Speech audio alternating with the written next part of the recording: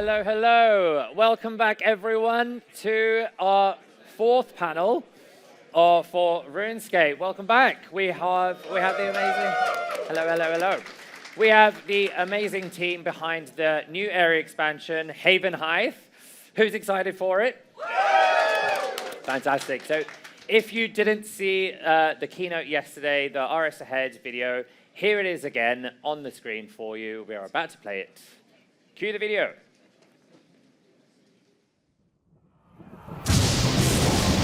This future has not yet come to pass. And with your help, it never shall.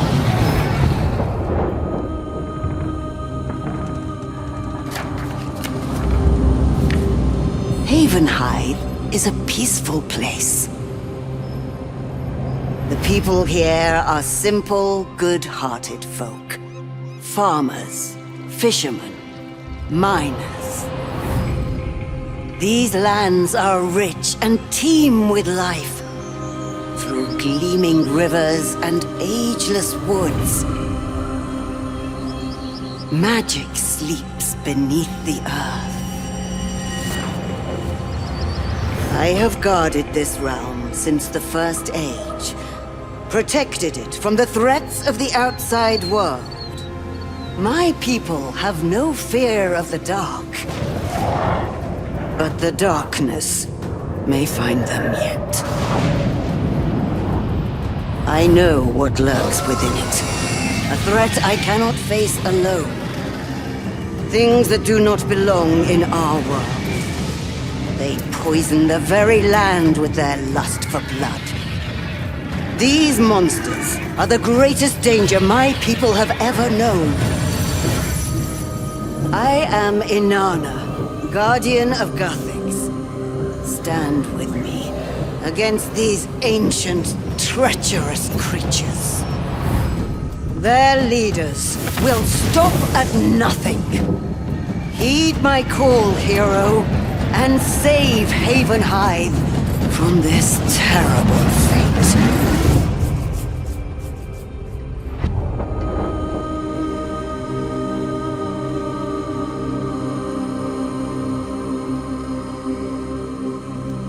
Give it up for that video. Amazing.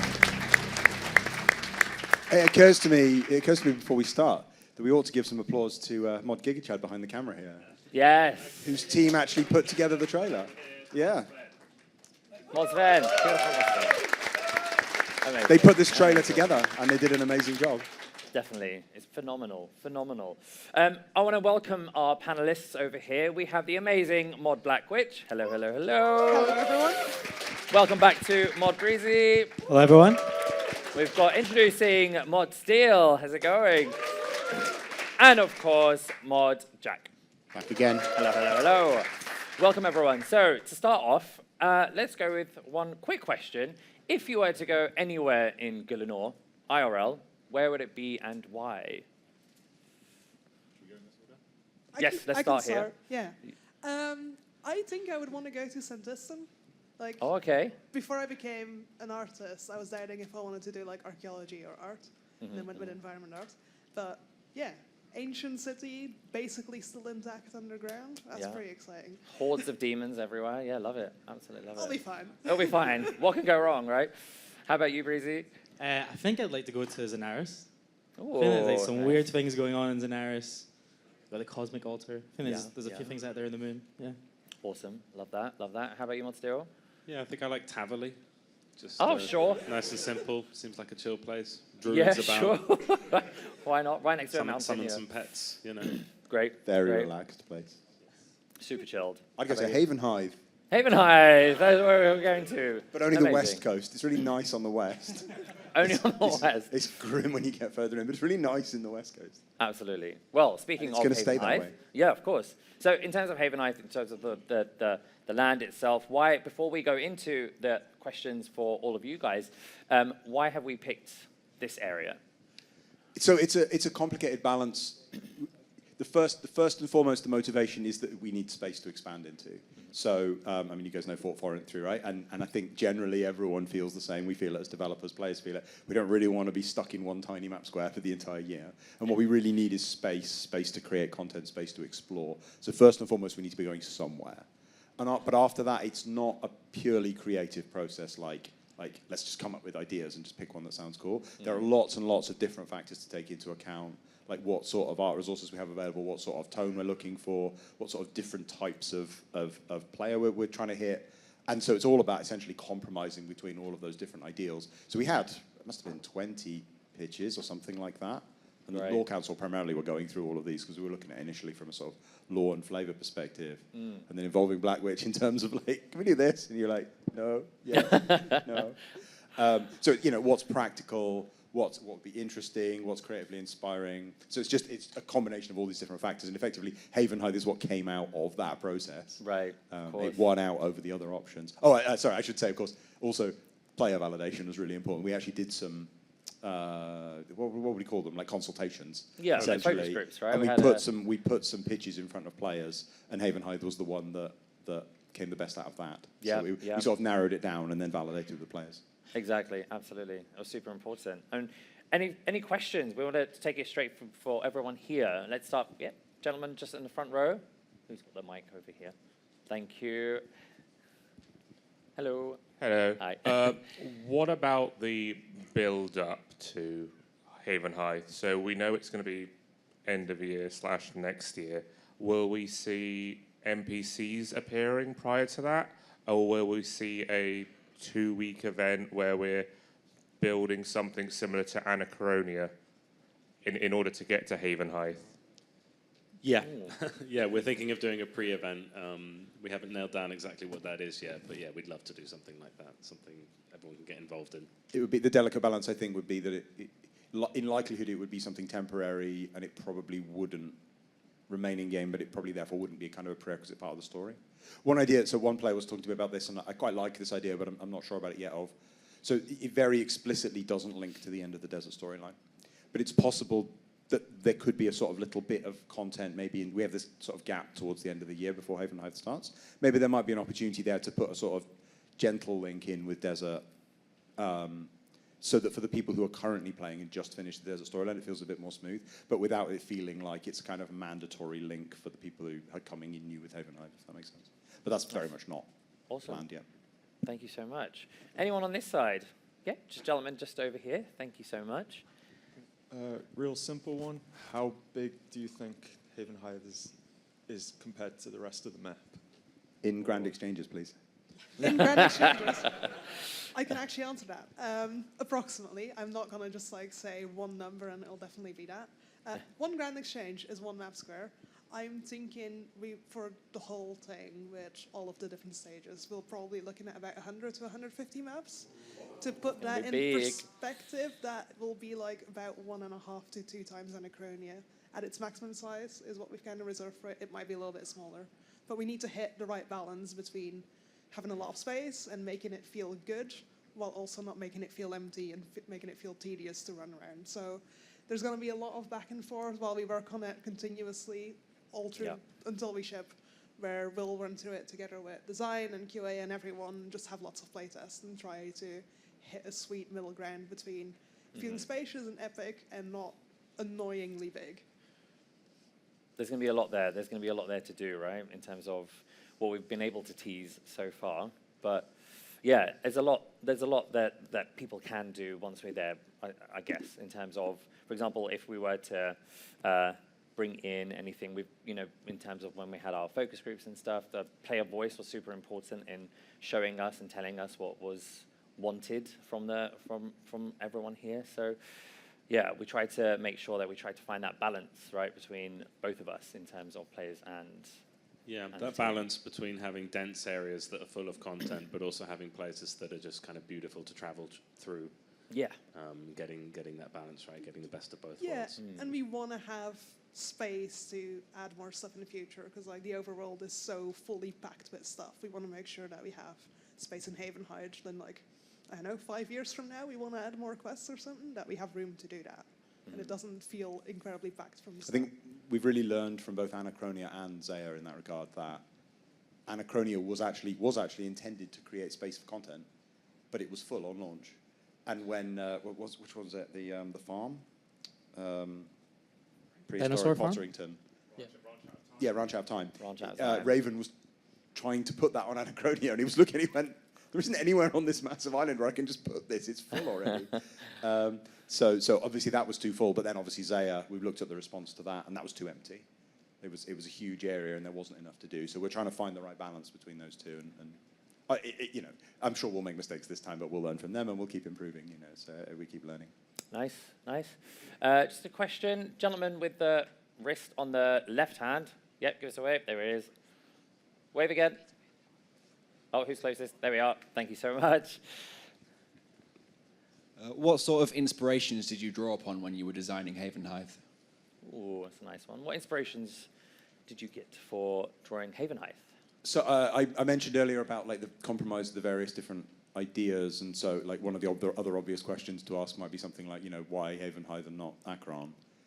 And one of the key things that we really wanted to focus on, how do I phrase this? It's like there's a sort of almost twee, sometimes Englishness, sometimes Britishness to RuneScape's content, which sometimes gets a bit lost. I think RS3 has less of that feel than RS2 did. And so we want to try and get back a little bit to that slightly more specific feel rather than a slightly more generic fantasy feel. So a big inspiration in that sense would be just sort of English countryside or myths of historical English countryside, you know, maybe pre-Roman Britain, that kind of idea, or Anglo-Saxon Britain. In very broad terms, I would say, would be an inspiration. I don't know if you have a different answer visually. Yeah, English countryside, most beautiful scenery in the world, I think. Everyone says that of their own country. Well, it depends. Yeah, it depends on which countryside you're talking about, I guess. Birmingham car park, that's our inspiration. Lovely white view from here. It's great. It's awesome. Any other questions? Yeah, we got gentleman just in the glasses. We'll go one to the left and right. Thank you, thank you. Hi.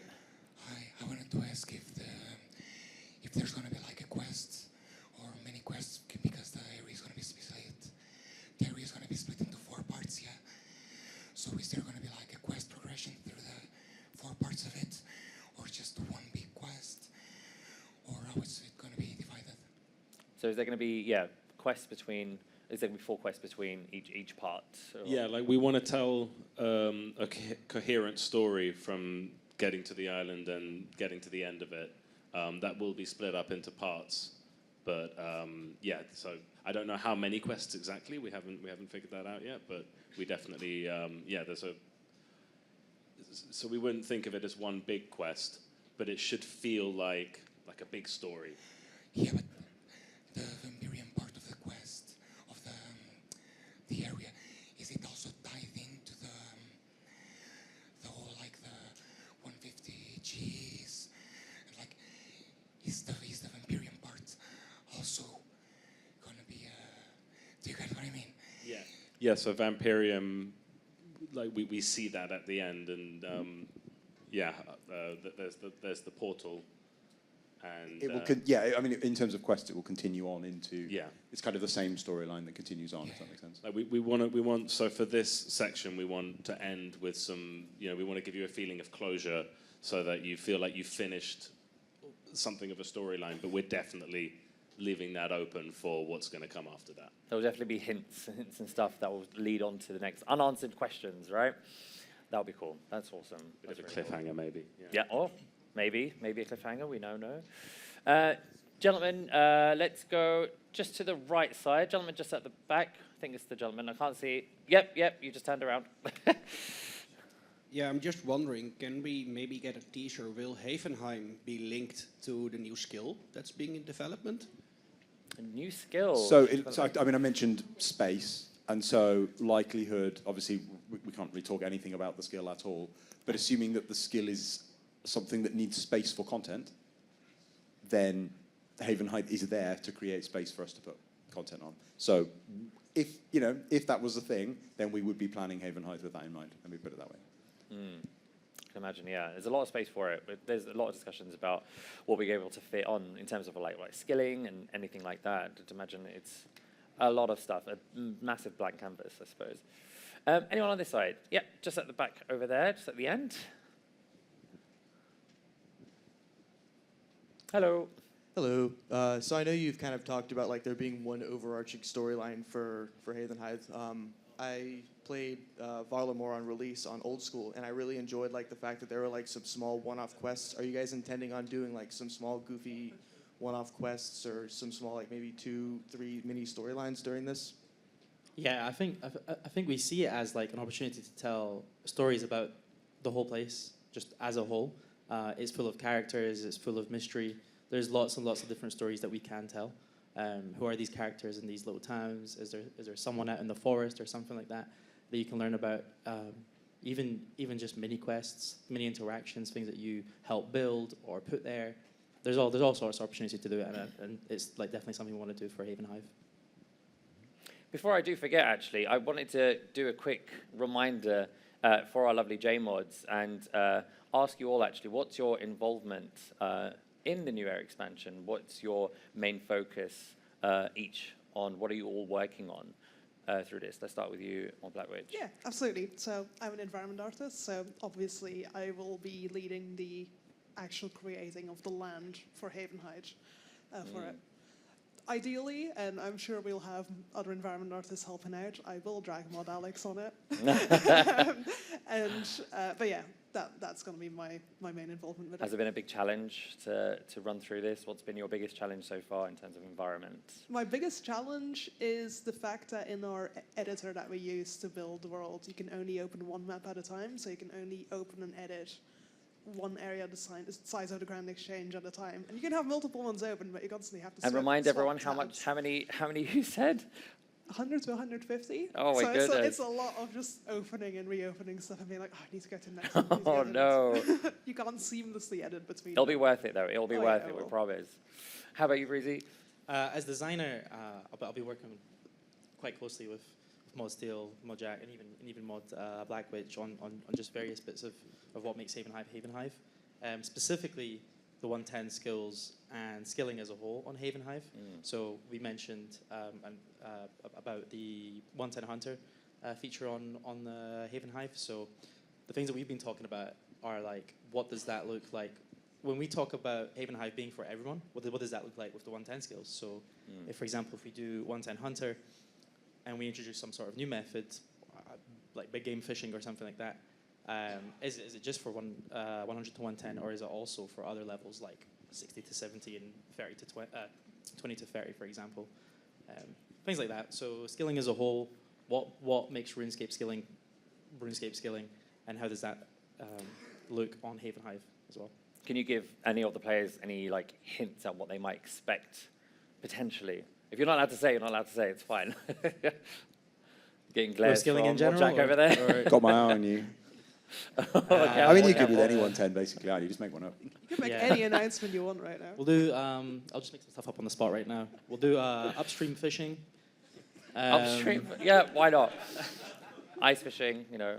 Underground mining. Let's see. We'll bring back the wingsuit from archaeology and make you fly about. But no, I will kill you. We want 150 map squares 3 times. There's a lot of possibilities, and we have a lot of ideas, and it's really fun, and it's like almost just a sandbox for us to start putting our ideas into, and the ideas of all the players as well, the things that you love, the things that you really want to see, new things that we can try out. Brilliant. It's been in the discussions we've been having, the priority's been that we want the skilling updates to fit well with where we're going. And that although the primary motivation is just to make sure there's some space, we don't want it to feel kind of just crammed in.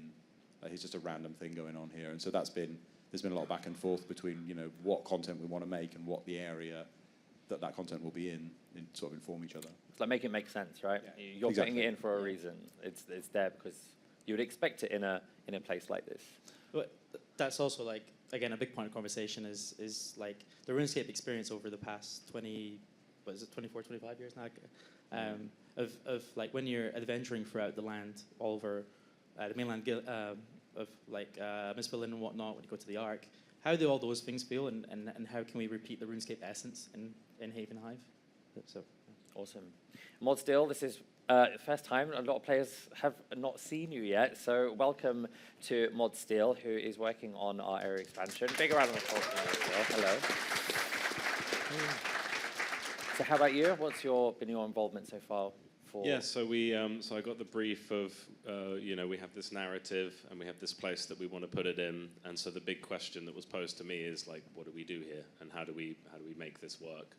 So it's kind of a logistical puzzle, thinking a bit about what kinds of content we want to put in there, like which 110 skills can we put there, which ones make sense with the land. So there's this coherency of the location, the activity we're doing there, and the story all working together. And that's my big aim, is that all of these things tie together really well, so that even if you're questing, if you're just skilling, if you're just there to see the scenery, that you're always engaging with the story one way or another. You're always, moving along with it. So yeah. Awesome. And lastly, Mod Jack, I can't... I guess I'm supervising everyone else. Yeah, basically, just keeping everyone in check. Ideally, I have nothing to do because everyone else is doing everything fantastically, but in practice, I'll be getting in and meddling, I'm sure. Exactly. Making up names for ancient gods and things like that. No, but yeah, I suppose that a lot of the story, the quest, has that been partly you writing? Yeah, I mean, the original pitch was mine, but working quite closely with the Law Council and others to just sort of make sure that we've got something that we're all bought into and happy with. Definitely. Getting everyone's feedback and making sure we're all there. We hope you enjoy it. This was my deliverable: was get it ready, get it in at RuneFest, get it announced. Hopefully, everyone doesn't hate it. So hopefully, we don't hate it. Do we like it? And Do we I like think it so it's far? been positive. Good. Amazing. We'll get some more questions in. Anyone else have any questions? It's been my baby for the last couple months. Lovely. Gentleman in blue party hat, just over here. So I've just got a quick question about, will it tie in with what we've seen in Lord of Vampyrium, and is there any benefits for doing that quest line before this, or is it its own separate entity? So I have a specific strategy in mind for this. It's very much not final. Like, things can always change, but I'm happy with the way we've handled this the last couple of times, where it is very important here that it be a good onboarding point, not just for new players, but for lapsed players, returning players, people who've just sort of lost track of the game and aren't just caught up with everything, which is more of our players than you would think. We need a fresh onboarding point without requirements. But as the storyline goes on, as we continue the adventure into Havenhythe, requirements can start to creep in, as we've done with our last couple of storylines. And so there won't be any existing monarchy requirements for the initial content, which means that we won't be touching on those plot points initially, maybe in the very loosest sense, but Vanescula's not going to show up, because we've experimented with ideas of we'll just count that as completed narratively, and Vanescula just shows up. That doesn't work either. So we'll be avoiding those plot points initially. But as we've done with Desert recently, and what was the previous time we did it? I can't remember now. But we allow those plot points to creep in and those prerequisites to creep in as the storyline continues, and it kind of merges together. So my expectation, and again, this isn't final very much, could change, but my expectation would be by the time we get to Vampyrium, I would have expected the existing storyline to then be required in kind of the same way that we've just done with Desert. That seems to be working well, but we'll have to obviously keep evaluating it as we go on. Thank you. Thank you. Anyone on the right side over here? Yes, Ahmed. I see you. I know this guy. Hello. Hello.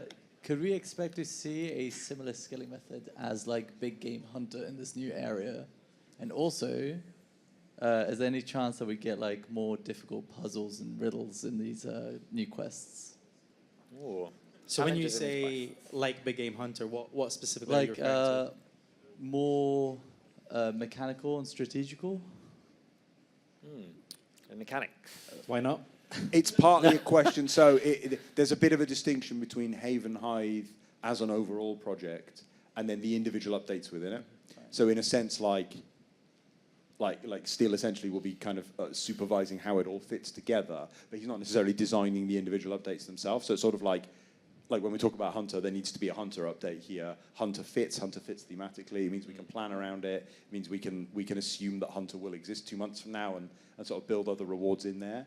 but he's not necessarily, or none of us are necessarily designing that actual hunter update. All right. So partly that'll be a question for the update design itself, because a big part of our strength of the way we make content is individual developers get in and they're the ones that have the ideas and they're the one that brings it to life. Yeah. So we're not necessarily in advance even deciding something like that. It would be more of a sort of question for those individual updates. I think you might disagree with me here, Jack, but it might not even be necessarily that it is everything is exclusively absolutely on Havenhythe. There might be a little feature on the mainland again. So if we do like big game fishing, for example, doesn't mean it can't be somewhere else on Gielinor. Yeah. And then your second question, sorry, remind me what was? Puzzles and riddles. The puzzles and riddles, the mechanics behind I think it's getting that variety in. So there's Elemental Workshop style. Yeah, so people gonna boo me. Elemental Workshop. Yeah, it's having a variety of content. So, what I would like to see is, we've got a bit of skilling, we've got a bit of maybe some more combat-focused updates, maybe some more quest-focused updates, and getting that variety. Hopefully something new as well, something unlike anything we've ever seen. And, so we get a bit of everything throughout the year. Awesome. Thank you. Let's go to a question just on the right side over here. Gentleman just in the lovely RuneScape t-shirt. Hello. Hello. Quick question, will Havenhythe get a lodestone? Will Havenhythe get a lodestone? I mean, I would expect I don't think we've even talked about this, have we? I would expect Wenderwick would. Can you imagine they've just done the whole thing and they've just forgot to add a lodestone? I feel like there should probably be more than one with the size that we're looking at. We haven't had that discussion of... So because I guess the design tension here is if the lodestones are too convenient, then you never explore. But if there aren't enough lodestones, then getting around is a chore. So we'll have to look at the relative balance. You alluded to sort of playtesting the sizes of the area, and if it's just laborious to get around, we'll have to add more. Is it going to be quite the terrain from your experience in the environment? Has it been quite difficult? Will it be quite difficult for players to get around, or? No, that's what I don't want. Like, we were using Anachronia as an example earlier. Anachronia is beautiful. It's such a pain to get around until you have like the agility course. What do you mean? It's great to get around. I don't know what you mean. But it's also because the terrain is so uneven that makes it hard to put more stuff in there. So even if it's a very big environment, because everything is just like so uneven, you can't really just put something in there. So this will be more like, at least the first starting area will be more like what you would imagine Mistlin to look like if we would make it now in 2025? Yeah, we're 2025 now. Yes, we are, yes. Had to check that. We are. Good. Awesome. Yeah, it's getting that variety down. So there may be areas that are a bit more difficult to get around. I would certainly like the first area to be easy to get around. We're doing skilling. We want it to be convenient. We don't want to frustrate you. We want you to have fun. But later on, we do want to frustrate you a bit because it's a dangerous place. It's a scary place. So it's getting that variety down. I could waffle about level design for a bit, but I won't. Especially when we get to the further areas, if there's lots of combat encounters, you can very well use the environment to funnel players and enemies the way that we want them to. But in the starting areas, it'll be a lot more open and easier to get through. There's also like a lot of different methods of traversal. Like it could be a canoe system, for example. Maybe there's a river upstream and it goes all the way through. I really like rivers, apparently. Maybe there's rivers and whatnot, and you use some sort of canoe system. Maybe there is some sort of other teleportation system that works a specific way. There's lots of different ways to get creative with it. Can I fit a fishing net to the back of my canoe so I can fish while I canoe? 110 fishing design. Nice. Thank you. Designed it. Awesome. Let's go to a question just on this side over here. Yep, just gentleman over there. Yep, I can't see. The light is right above you. Raise your hand again. Yep, that guy just raised his hand. Yes, in the glasses, I believe. So I'm really excited to see the new expansion and the moving away from the packed content. But there's also a new trend with short form content and time to action, which is conflicting to the concept of large spaces, which I would love to. But I was wondering, do you have guidelines in your design to mitigate for time to action? So is there a rule like every 5 seconds a player must encounter an NPC? And from looking to other expansions like Ark and Anachronia, which feel very isolated and have little reasons to go to? Do you have something you have learned from, which you want to make better in the new area? Yeah. So what have we learned from the other expansions that we've done? I suppose. Yeah. That's a great question. Yeah, I was going to say that again, it's getting that variety down. So we'll have some spots where. So I would think in the first area, we're going to have a lot of stuff. It's packed. There's people there. But I would also like to have areas where you can sort of walk and take in the scenery a little bit. So yeah. Yeah, I think it's safe to say that every single space in Havenhythe should have a purpose, but there's also discovery and like mystery in it all too. So you might be walking around for a long time, but there is a purpose. You are getting to a point from point A to B for some reason. You might be going back and forth because you're doing a skilling session. Again, maybe if you're doing hunter or fishing, you're going back and forth between places. There should be a reason to go around, but there should also be a reason to explore and discover things as well, especially the first time that you go for these places. Absolutely. Thank you. Let's go to over here. Let's gentlemen just in the glasses over here. Hello. Hey. So with some of the stuff that you've been doing recently, where you've had like a boss come out and then had a quest version that's less, are you going to be doing that more in Havenhythe, where we almost get like mini bosses through the storyline? Mini bosses through the storyline. Yeah, there's going to be a big bad boss at the end, I think. we've decided that. We've confirmed that. And yeah, I think we will use the same sort of quest leading into a boss thing that we've done before. Yeah, we've experimented with a variety. I mean, Namaskut's going to work slightly differently to how Vorkath worked, and Vorkath works slightly differently to how Zamorak worked, and so we keep experimenting with that formula. The basic idea that a boss fight makes for a good culmination to a storyline. That's just basic fantasy storytelling, right? But exactly how that works, we keep experimenting with. So if the Namaskut model works well, then we'll repeat it. And if so some of the previous attempts we had some problems. If we encounter more problems, then we'll identify them and fix them and try a new version. I would say definitely find the combat guys and ask them about mini bosses, because they probably have some ideas. Yeah, they've got a plan for that. We didn't announce it because we didn't want to announce things we were confident in. They've got some really cool ideas. They've got some really nice ideas for how they want to handle the island. Yeah. Can we talk about, obviously in the video we showed the two leaders of the enemies of Havenhythe.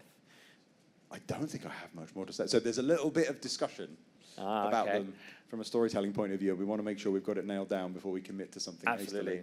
So there is more to say. There is more to say, but Zura will be very unhappy with me if I commit to anything that he disagrees with at this stage. We'll keep it locked.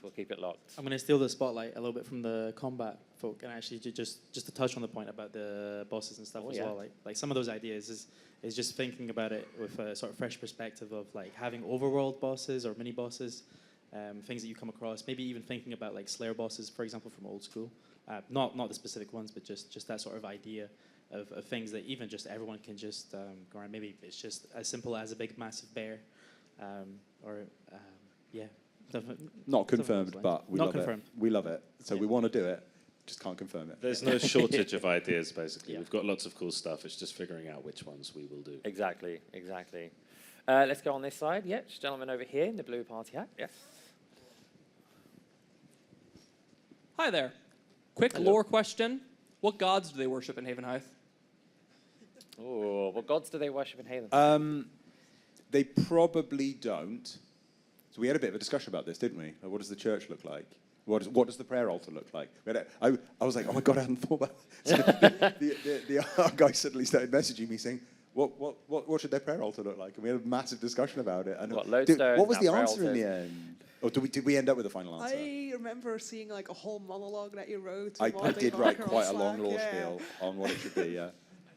So the basic answer, so my assumption, this is not a final answer, but my assumption is that Inanna, unlike most of the Guardians of Guthix, has actually remembered that you're not supposed to worship as a Guthixian. So they are probably technically Guthixian, but in the actual sense where they don't actually worship Guthix. And their prayer altar is likely to be some sort of nature shrine or symbol of cultural centre or something like that, rather than like a statue of Guthix. But I don't know if we've got a confirmation on that. Yeah, I personally like the idea as well that there might be some smaller altars for people kind of worshipping Inanna, because if you have like a big magical wolf running around, you kind of want something there maybe. But there's an irony in the Guthixians of part of a lot with my Guthix. Sorry, I'm going to go on a nerdy tangent, but part of my please do. There's a picture in Fiara. Is that just outside where Fiara is, right? Of her being worshipped, and I love that little engraving because there's a story there, and I found that really inspirational when I was writing Guthixian lore. Because I don't think it'd ever really been explored. I actually don't know what the original inspiration for that image was. I don't know who made it or why they made it. But to me, what that showed, the way I interpreted it, was that at some point in the past, Fiara was worshipped. And now that she's a Guthixian and a guardian of Guthix, she's no longer worshipped, it's no longer appropriate, and she keeps it around as a reminder. That's how I think of it. And so, but that irony of the fact that humans have a habit of worshipping powerful beings, but Guthix and the Guthixians are supposed to not do that, I think is really ripe for storytelling. Yeah, and I think there'll be a presence of Inanna within the town, within Wendelwick, but yeah, sort of ambiguous as to whether it's like a religious thing or just, they like her. So, Sounds really cool. Awesome. Thank you so much. Just gentlemen in the front row over here. Thank you so much. Hello. Can you pet the dog? Oh, can you pet an Inanna? Nobody dares to. Yeah. Oh. But can we dare? You can only shoot it. Shoot it. Shoot the dog. Shoot the god. Shoot the guardian. I don't think that will go down well. Probably not.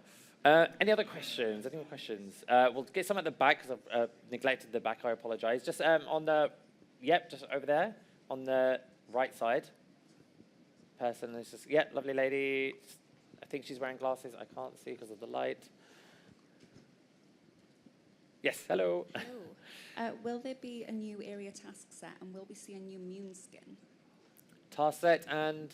Mune skin. Ah.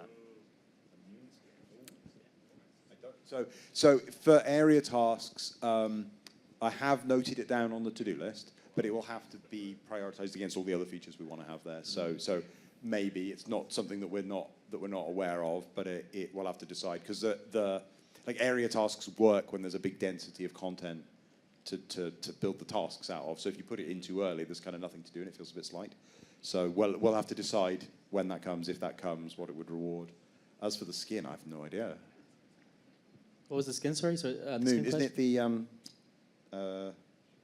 one of the pets? Oh, Mune? Mune, yeah. Okay, yeah. That's a good question, yeah. Possibly. I actually don't know. We're taking on feedback. We're writing these notes down. We'll take this on.